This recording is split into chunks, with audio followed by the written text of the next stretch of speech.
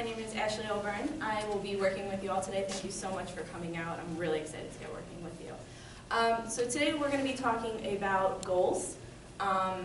So basically what a goal is in terms of athletics is something that you focus on. And setting goals for yourself can really help you focus in on what you want to accomplish by the end of the season or by the end of a game or by the end of preseason, whatever the case may have you. The good thing about goals is that it keeps you on track, keeps you focused, has you constantly striving to be better, and it also creates new learning strategies. Creating goals can also become motivation. You see yourself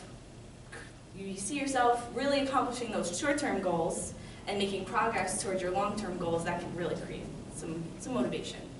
There are three main types of goals. First, we have our outcome goal. Those are typically our umbrella goals, longer term and bigger goals. They're typically not completely in the control of the athlete. That's probably the only one downside. But in order to combat those, we also have two different types of goals that are building blocks towards our outcome goals that we have more control over. First one is process goals. Those goals are going to be our short-term goals. They're going to be smaller and, like I said, a building block toward our outcome goal. Then we have performance goals. What these are, again, they're smaller, but these are building blocks to the process goal. So everything leads up to our outcome goal. Also, with performance goals, these are usually mastery skills or making sure that your fundamentals in your game are just honed in pretty well. So basically, one model that we use to create goals is called SMART goals. Has anyone ever heard of SMART goals before? No? Okay, so SMART goals is an acronym for different ways in which we can break down our goal. So we see on our workshop that our worksheet that I gave you, we have it broken down. So the S is for specific. Is your goal honed in? Do you know exactly what you want your goal to be? The M is measurable. How do you know when you've reached your goal? This is usually a number. A is attainable. Is this something that you really feel like you can achieve as an athlete? Kind of going off that a little bit, is it realistic? That's our R. And then T is our time-bound or timely aspect. When do you want to accomplish this goal by?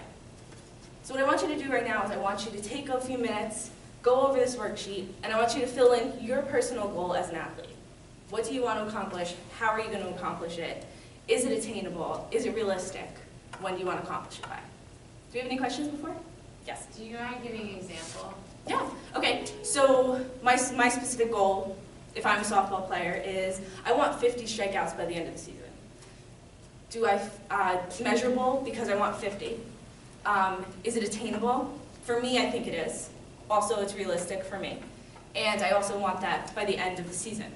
So making sure that it's specific in that I want this amount by this time, and then you're kind of just breaking it down even more. Thanks. Any other questions? So we're making this more outcome goal, process goal, performance goal. Are we doing all three? Let's make it whatever you want.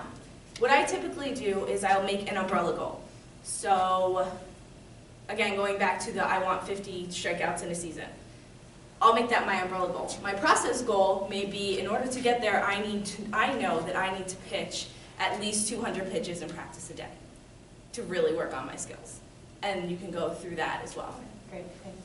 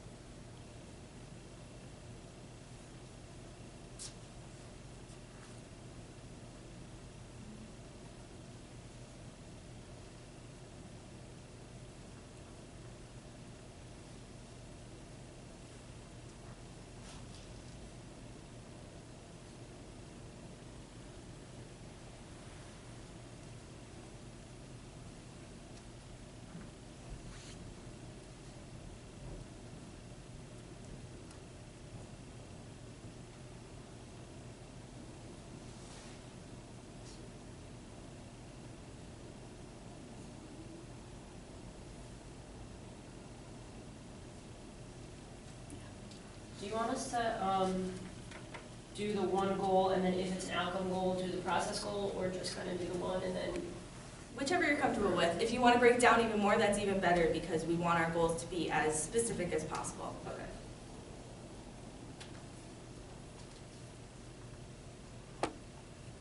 Is this something?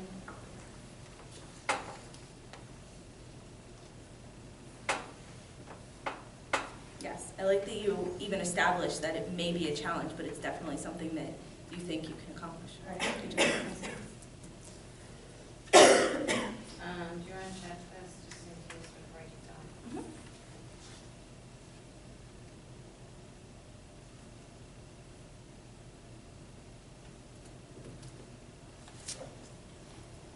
Again, I like that you know it's challenging. Good job.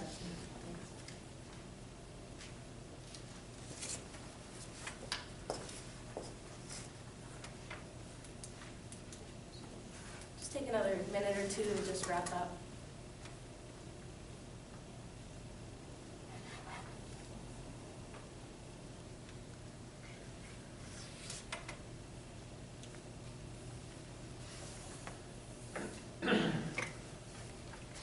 Looks like everyone's about finished. Does anyone want to share their goal?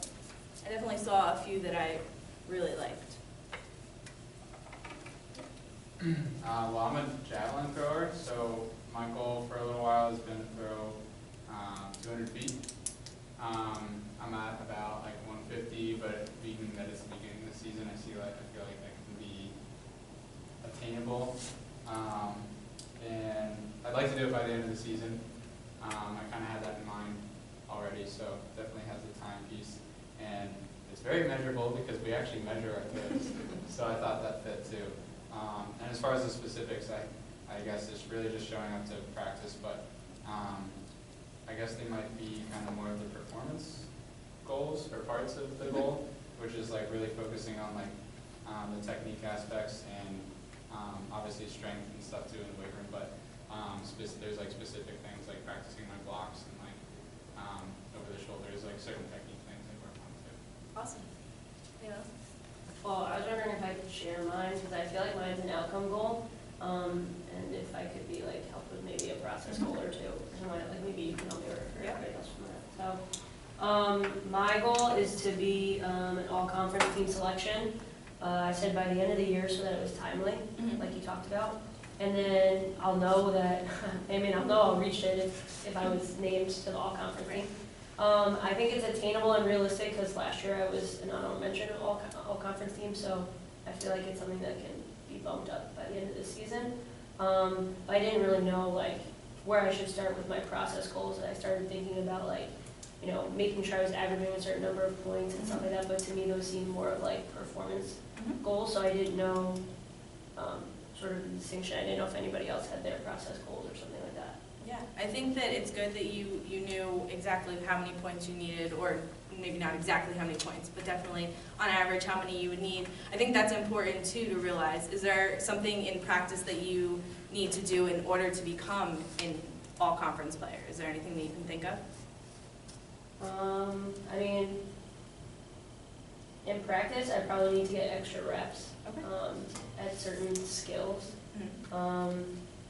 I think probably extra reps at shooting. I'm a point guard, so all the other stuff seems to come easy, but maybe shooting and get more extra reps up before or after practice to make sure that's more consistent. And also, also to be named to the all-conference team, you kind of have to make sure that your team's winning. So maybe that's more like a process goal, is more of like a team goal.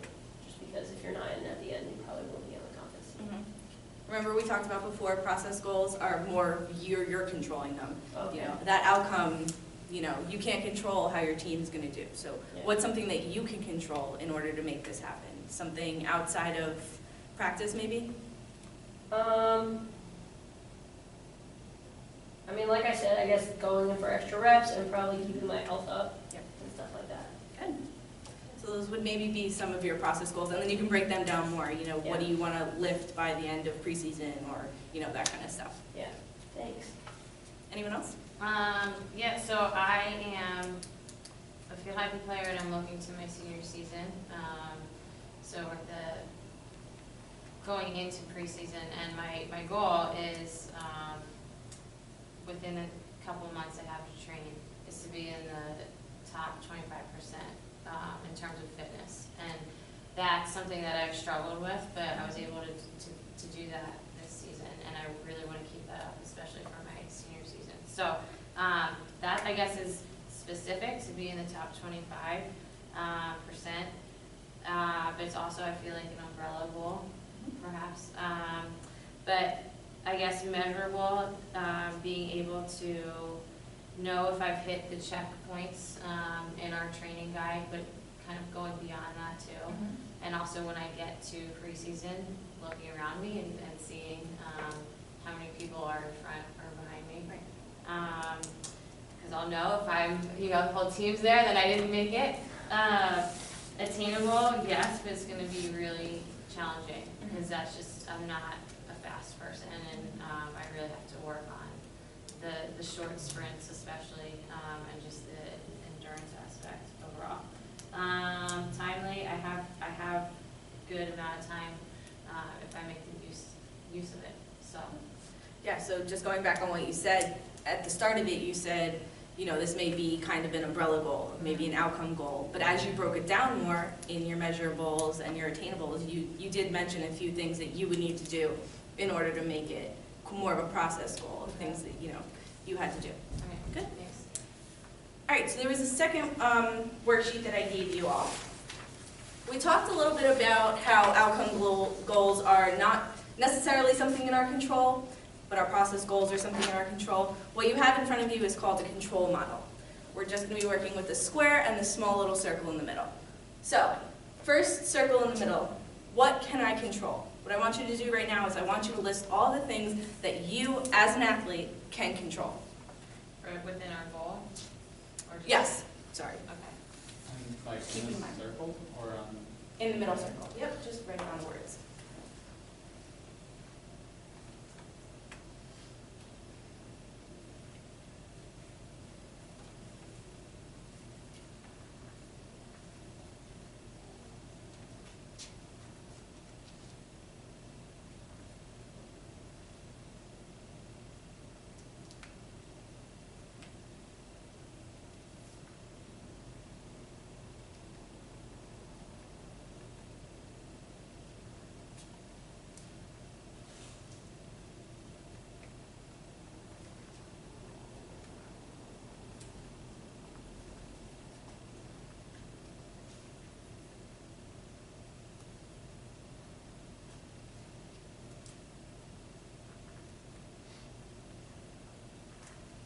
Just take another 30 seconds to finish that up.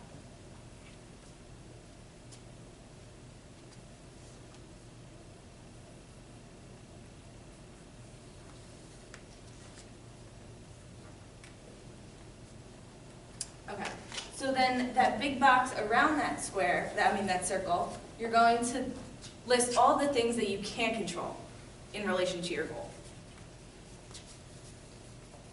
or achieving your goal.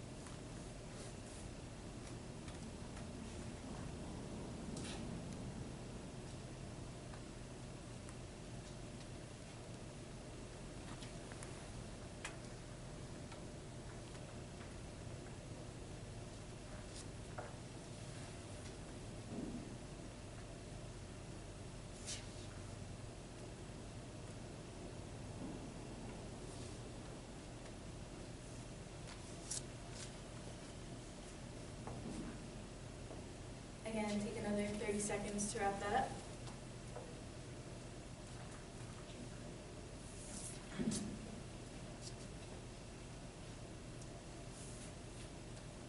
Looks like everyone's about done. Okay, So let's think of these two activities as a whole. Let's go back to our SMART goals and also take into consideration our control, what we can and can't control. So, how did it feel to break your goal completely down? What was that like for everyone? Made it seem kind of less daunting and more attainable, I guess. Yes. I mean, like the going over the outcome, the process, and performance, it kind of made you think of how I'm gonna get there, essentially, what I need to do.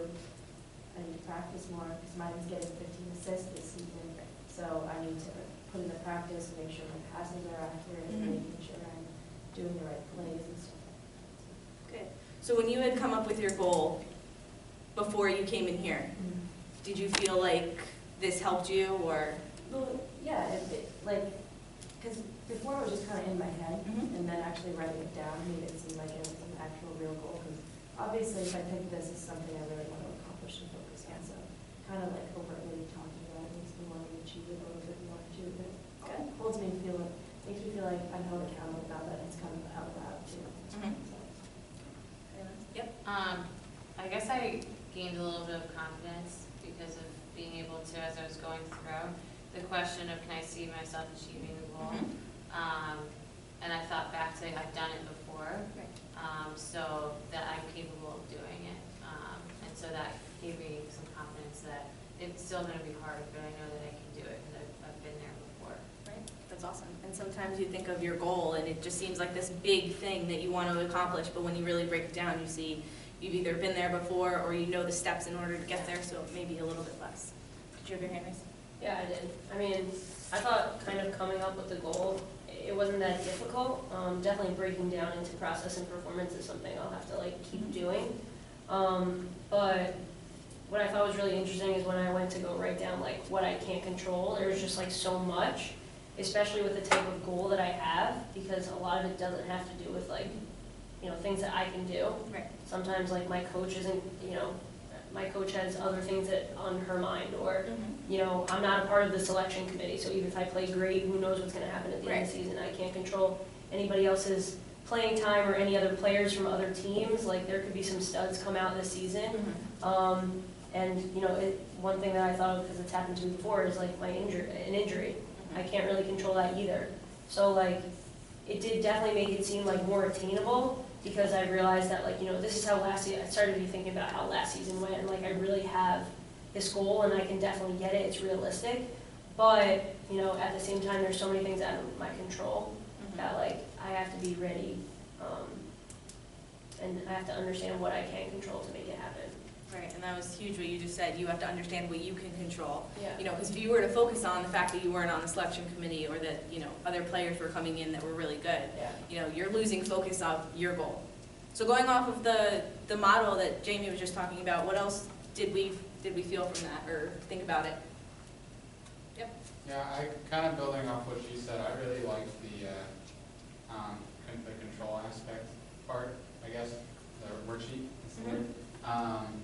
Because I hadn't really thought about that before, and it really made me feel good. I know like my event's like an individual event, so it's a little different, but it really showed me how much influence I have over like my outcome or my performance, because like it's all on me, like all of my technique and like everything I do. And so I wrote like things like my focus and effort and practice, and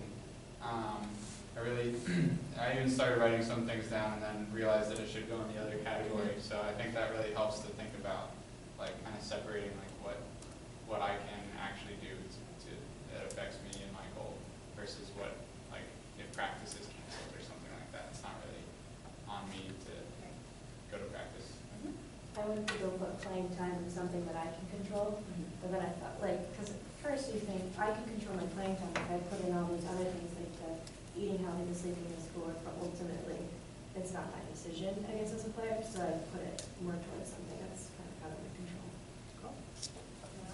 Yeah, like one last thing that I got a little bit of, you know, confidence in a different sense, like from just doing this activity, because I realized like all the things that I can control, but there's so many of them, and like if I really want to attain this goal, I have to do all those things. So there's a ton of stuff that I have to do, which makes this goal seem hard, but also I know I've done these things before to attain other goals, and so like, I know that I can accomplish goals, and I've already done all this work. So I just need to keep going, but I know I can do it, and by writing it down, like, I can really see all the stuff that I've already put in, and all the stuff that I can just do over, I can sort of keep going with it, and it gives me kind of like a confidence boost that it's not like impossible. Right? Yeah, kind of writing it down, it kind of almost motivated me more to get it done, because I saw, like, I won 25 points in 20 games, which can be difficult, but it helped me break it down in the process of, like, I need like 1.25 points a game if I can, like, doing math is not my strong point, but doing the whole control model, it helped me realize that what I can't control is really just myself. I can't really control my teammates, the weather, the referee. Injury I also had, because that's happened to me before. So it really just helped me, like, see it and lay it all out, so. Good. All right, so thinking about these two together, why do you think these two models are so important? Why do you think that I put them together? You did them all at the same I mean, I guess just like, because we do have these goals, but we also have things that we can't control. So if something like maybe injury happens, you probably aren't going to reach your goal. So I guess maybe how you can plan for that. Because I think people have setbacks, people have things that prevent them from achieving their goals, and maybe becoming aware of those will help in the process. I guess it's part of the process and understanding your limitations as well. Okay. Do you want to say something?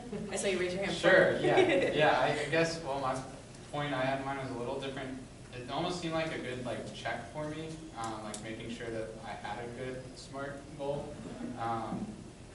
Because kind of like what she was saying with having all of like so many things in the what we can control circle, it's like helped like build like confidence kind of, and that really told me like, okay, it's something that's absolutely like within reach. Right. So it seemed like they fit together in that way. Yeah, and it's definitely also, if I were to write down a goal and then go to this sheet and sort of break down all the things, and it ends up not being in my control at all, I can't really write all that much in what I can control, then I would think that maybe this goal needs to be reassessed. Right. And so it's sort of like, they kind of like flow well together, and I think you can adjust them as you do that. So kind of like what Riley was saying, where it's Yeah. just kind of a check, where, Yeah. is this something that I can really? I almost feel like the SMART goals are the game plan for that center circle of what you can control, and how you're going to go about doing it, and that's just visually helpful to Right. see, because the center circle is the most important one, even though it's the smallest, but it can have the biggest impact. And this can be that kind of game plan of how to go about that. Yeah, very cool. Did you have something to say? They all said it. Okay. Okay, so let's just take a second. I want you to think about your goal really quick. I want you to relax a little bit. You put your pens down, just kind of sit back. Close your eyes for a second. I want you to envision yourself achieving your goal, that moment when you achieve your goal. I want you to really take everything in. How's your body feeling? What are some of the sights that you're seeing? What are the sounds?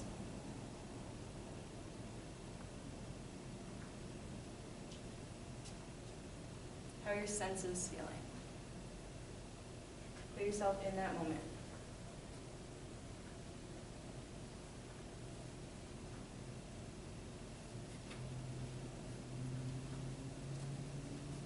When everyone's done that and felt that they've accomplished it, they can open their eyes.